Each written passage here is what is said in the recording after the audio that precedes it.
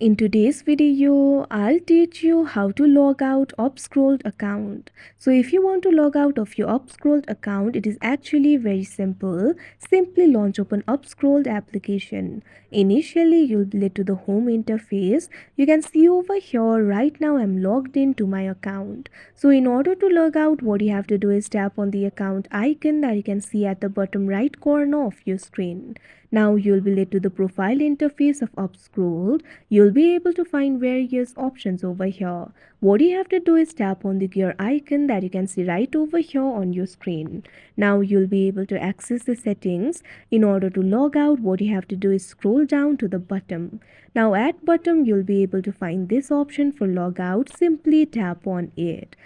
Now wait for a while. Now you can see over here you've been logged out of your account. So that is how you log out UpScrolled account. I hope you found this video helpful. Thank you for watching.